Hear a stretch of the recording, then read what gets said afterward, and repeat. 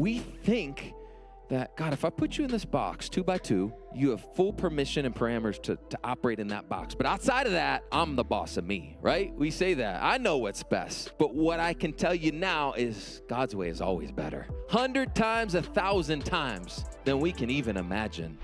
So oftentimes when I preach, I show an old picture of me. And can I just tell you, some of these pictures of me being in a band, I was in a band, I've never seen a louder uproar in my life. Wild. So in that same spirit, and it goes along with where I'm going. So I used to be in a band full-time, touring. We were signed, doing all the things. And so I think we have a big, wha-bam. Okay, there's another one for you, church family. And no, this guy on the left is not Jared Leto. That is me. That is me. And this is not photoshopped. This is a real deal sunset in Seattle that we waited for, the perfect time to click, click. But I was 23, 24 years old, and we had spent years building this band to what it was.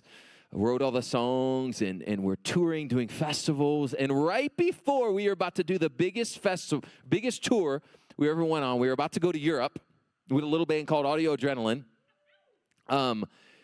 I for months, felt this wrestling within my soul that God was calling me to something else. And it made no sense. Matter of fact, I was resisting it. I was trying to live like this. And it was the first time in my life where I chose to say, God, everything is yours. I'm surrendering to your will, your plan. I might not see the full path ahead, but I'm going to take the next step. And I left the band to pursue pastoral ministry. And it made no sense. And I think in this season, I'm left again going like this, when I want to go like this. And it's really difficult. And the truth is, Jesus doesn't invite us to a hold tight and go kind of life, even though it feels good. He calls us to a let go and follow him kind of life. You see, he invites us to surrender. It's a daily choice, but it's difficult, let me tell you. It is so difficult. And so today, I want to highlight 3 different characteristics of how to live a life that is fully surrendered to Jesus. And so number 1, we're to live with open hands over clenched fists. Open hands over clenched fists. It's a daily choice, but we love to cling to control, but we can't have those kingdom blessings when we're like this. He calls us to surrender. And this is what he says in verse 24. If any of you wants to be my follower, you must give up. Another translation says, deny your own way and take up your cross and follow me. And the Greek word for deny gets behind this idea of, it doesn't mean to deny things necessarily. It means to give yourself wholly to Jesus, his will, his plan, living a life that's devoted to him, releasing everything entirely with trust and obedience. Easier said than done. Let's just be real.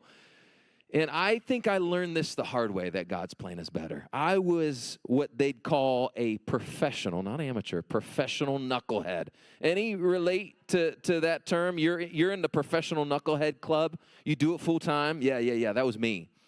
That was me for sure. And I say that because we think that, God, if I put you in this box 2 by 2, you have full permission and parameters to operate in that box. But outside of that, I'm the boss of me, right? We say that. I know what's best.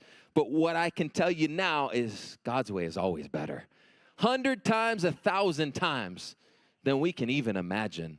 But the hardest step is that first step of obedience. And I love that Jesus didn't just teach us this. He lived it out. I think of Jesus in the Garden of Gethsemane, right before he went to the cross. Jesus is on his knees praying. You know what he was praying? God, if there's any way for me not to have to go to the cross, please take it from me. Take this cup. But then he goes to say, let your will be done. At the end of the day, I trust you. Literally, he's in so much agony, he is crying tears of blood.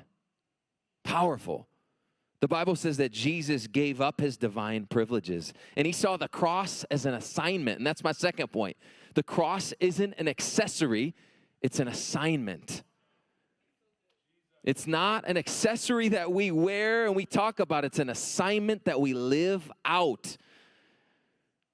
That's why he said, take up your cross. And taking up your cross isn't about surviving suffering or, choosing to get by in life. It's about taking action, daily surrender, choosing the higher way, the higher road, less traveled. And for example, some practicals, it might look like obeying God when it's unpopular, forgiving when it still hurts. That person still hurt you, leading when you feel unqualified, serving when no one sees it and you get no recognition, giving and being generous when it is super inconvenient. You see, Jesus didn't avoid the cross because he knew a bigger plan of God was at motion. You see, the pain of the cross was a path to resurrection. That without the pain of the cross, there would be no resurrection. And I think for a lot of us today, there is a bigger plan in place for our lives. But you could miss it if you're not fully surrendered. You're fully saying, God, I'm yours. Everything, all that I am for you. And the truth is, Jesus doesn't want to be second, third, or fourth in your life. He wants to be first. And that gets at my third point. It's this. If he's not Lord of all, he's not Lord at all. Listen, if he's not Lord of all things, God, he's not Lord at all. And this is what Jesus said in 25. If you try to hang on to your life, you will lose it. But if you give up your life, surrender your life for my sake, you will save it. Listen, Jesus doesn't want weekend custody of your heart. He wants the whole thing. He wants the whole thing. And the most powerful place to be used by God is where hands up surrendered. You don't understand it, you don't comprehend it, but you know it's the right call because he has a call for you.